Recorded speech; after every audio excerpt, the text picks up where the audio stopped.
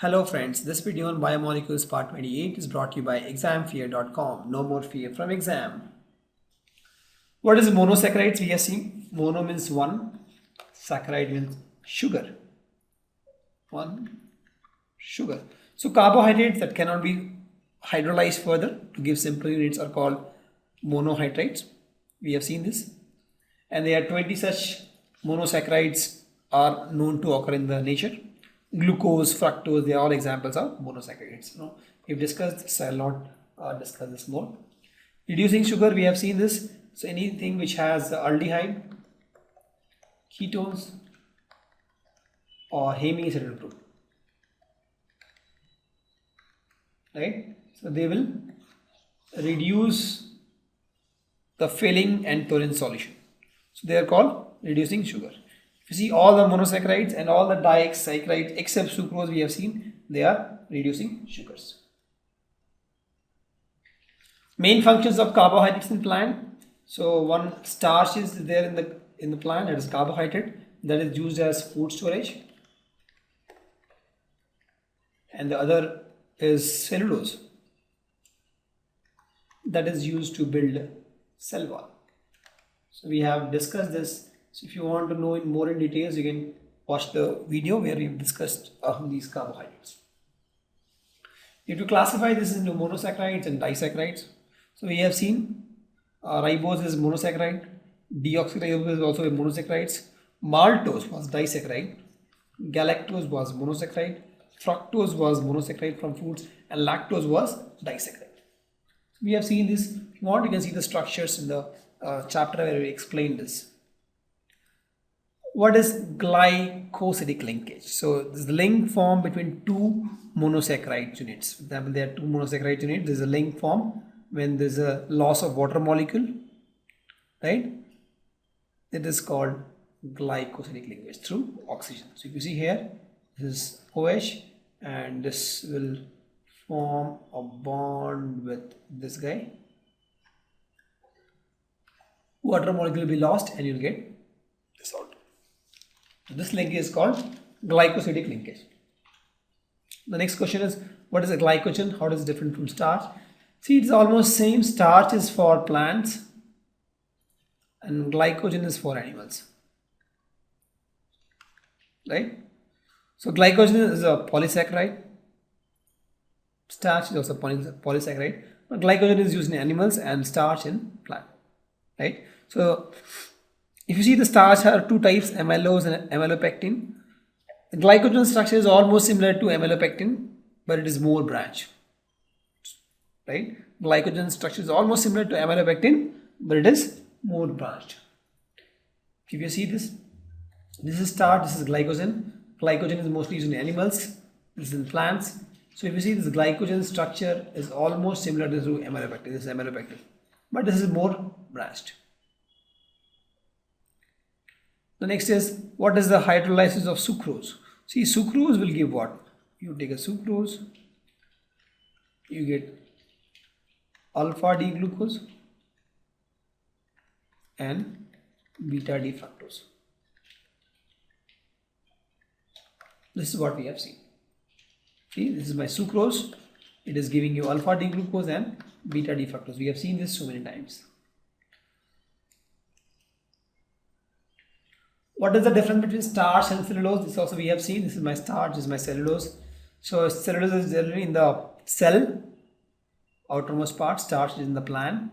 And if you see the bonding, there's a difference. This is always 1,4,1,4 bonding. They have two different kind of structure. This is amylose, amylopectin, and this is a straight chain. This is a fiber kind of structure actually. This is cellulose and this is starch. We have discussed this. So you can watch the previous videos where we explained this. What happens when D-glucose is treated with HI? So this is interesting. I have a beta D-glucose.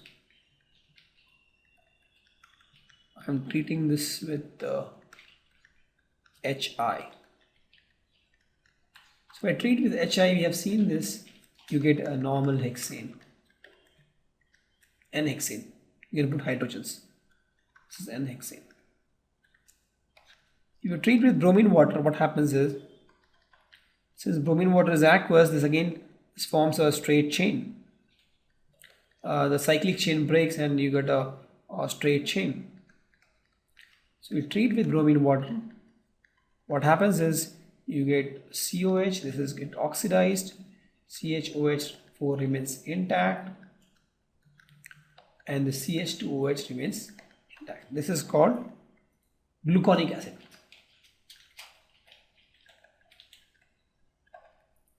When you treat with nitric acid, what happens? Third one.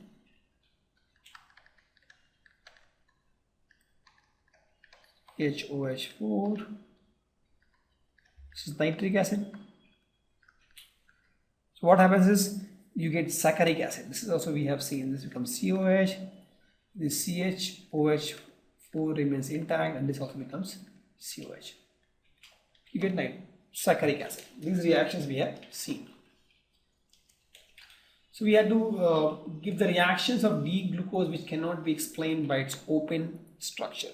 See, first thing is glucose does not give 2,4-DNP test or shift test. Right? These two tests are for a free aldehyde, but it doesn't give. That means the free aldehyde is not there. So with the open structure, you can't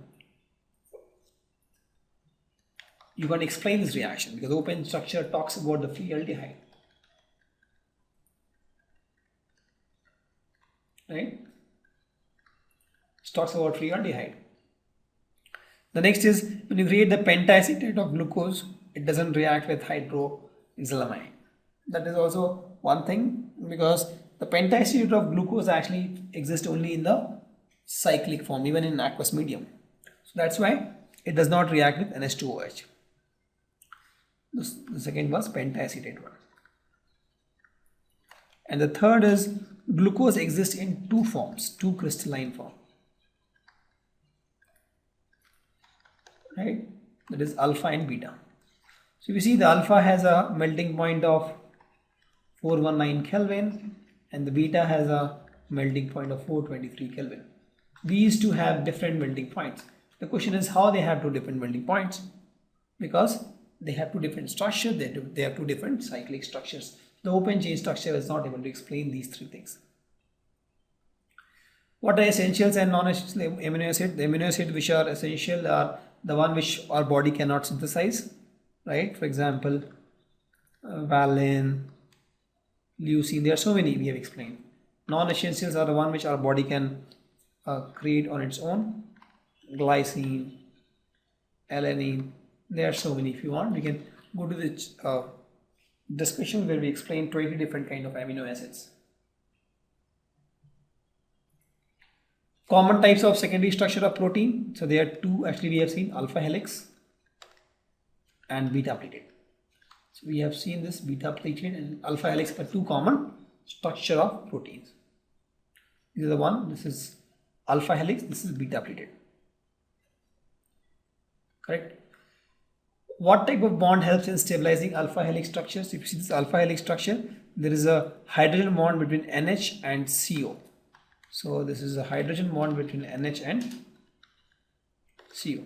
So this helps in stabilizing the alpha helix, right? Hydrogen bond between NH group and CO of the adjacent turn. This helps in stabilizing the alpha helix structure. If you differentiate between globular and fibrous protein, this is the structure. Globular looks like globe, fibrous looks like fiber, right? So this fiber is water insoluble, this is water soluble, this is globular and this is fibrous, right? This is generally for structures and this is for enzymes, hormones.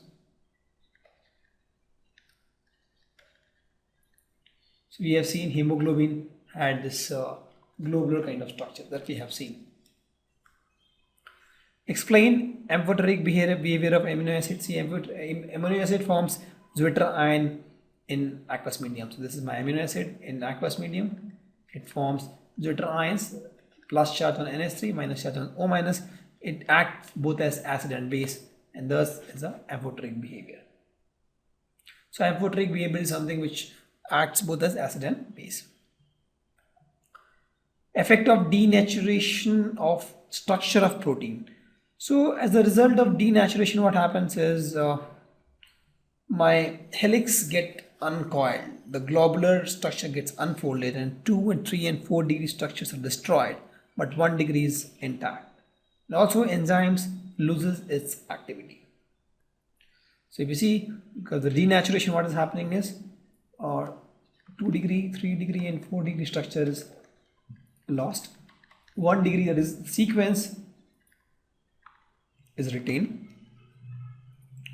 And since the enzymes is all about structure, the structure, the 3-4 degree structure is lost, so enzymes will lose its activity. Correct? It is not reversible. It's a one-way process. Once you get it denatured, you can't get it back. Right? So in this denaturation, what happened? The globules gets unfolded, helix get uncoiled. So this globules get unfolded and this helix gets uncoiled. How are vitamins classified, and what is the name the vitamin responsible for coagulation of blood? See, vitamins are classified based on the solubility, fat soluble or water soluble. Fat soluble is A, D, E, K, and water soluble is B and C. We have seen that. And for blood coagulation, I think vitamin K is responsible for blood coagulation. The next is, why are vitamin A and C essential to us? So we have seen that vitamin A deficiency will lead to a disease called xerophthalmia, where the cornea gets hardened, also night blindness. Vitamin C will cause scurvy, where the gums get bleeded. Right? So vitamin A source is fish. We have seen this. Carrot is a good source. Butter and milk. Vitamin C, you use citrus fruits. Citrus fruits, amla, and leafy vegetables.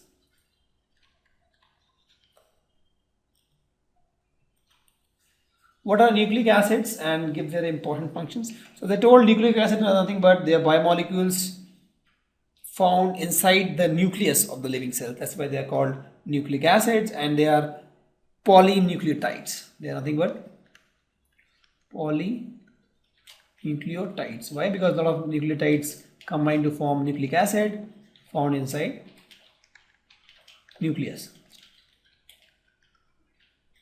of living cell.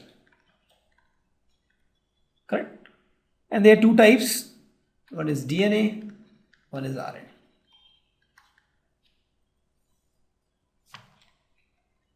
And they have different function. DNA is used to store the information, and RNA is to pass the information and to create proteins by helping ribosomes. Difference between nucleoside and nucleotide. So we have seen this. Nucleoside is nothing but my sugar, this is ribose or deoxyribose, and a base. Nucleotide is nothing but you have sugar, that is ribose and deoxyribose, plus base, and also phosphoric acid. This we have seen. Okay, and this nucleic acid is nothing but chain of nucleotides. So if you see, this is the one. This is my sugar and base. These are my nucleoside, sugar, base, and phosphoric acid. These two are my nucleotides. The next is, the two strands in DNA are not identical but complementary. Why? So if you see, these two strands are held together by hydrogen bond.